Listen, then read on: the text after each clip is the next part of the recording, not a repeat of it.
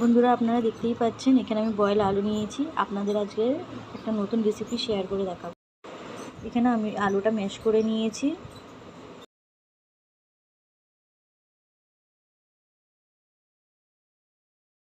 একটু ময়দার মধ্যে আমি কালো জিরে অ্যাড করলাম যাতে এটা খেতে ভালো লাগে। আর এই ময়দার মধ্যে আমি একটু রিফাইন অয়েল অ্যাড করব যাতে এটা ক্রিস্পি ক্রিস্পি ভাব আসে। একটু ময়দার মধ্যে আমি কালো জিরে অ্যাড করলাম। এখানে আমি একটু বাটার অ্যাড করছি। আপনারা দেখতেই এই ময়দাতে একটু অল্প অল্প করে জল দিয়ে এটা আমি মিক্স করব। এবারে আমার ময়দাটা মাখা হয়ে গেছে। ময়দার ডোটাকে আমি কিছুক্ষণের জন্য ঢাকা দিয়ে রাখবো। কড়াইয়ের মধ্যে আমরা তেল দিয়ে দিলাম। এবার আমরা পেঁয়াজটাকে রোস্ট করব।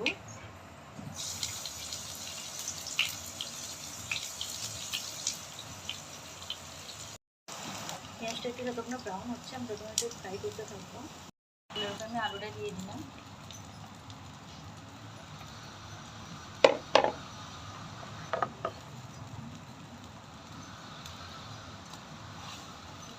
তারপর আমি এখানে ছোলা অ্যাড করবো।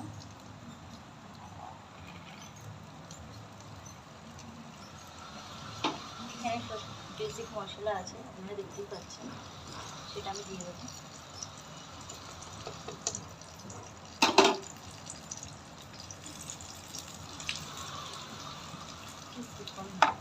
এটাকে আমি এবারে ফ্রাই করবো।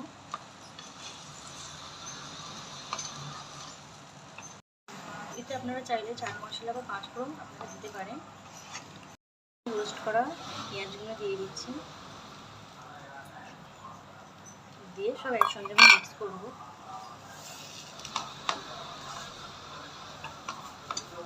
এখানে আমি লেচি কেটে নিলাম ময়দা। তারপরে আমরা লেচিটাকে বেলে নিলাম এভাবে।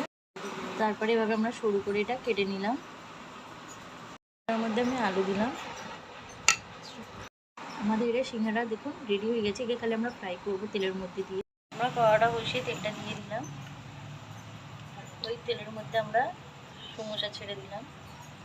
আমরা এক এক করে সিঙ্গাড়াগুলো দিয়ে দিচ্ছি। সিঙ্গাড়ার সঙ্গে আমরা আর একটা স্ন্যাক বানিয়েছি, আপনারা চাইলে আপনারা এটাকে ট্রাই করে দেখতে পারেন। উপকরণগুলো দিয়ে আপনারা এই নাস্তাটাও বানাতে পারেন, খুবই কম সময়ের মধ্যে হয়ে যাবে।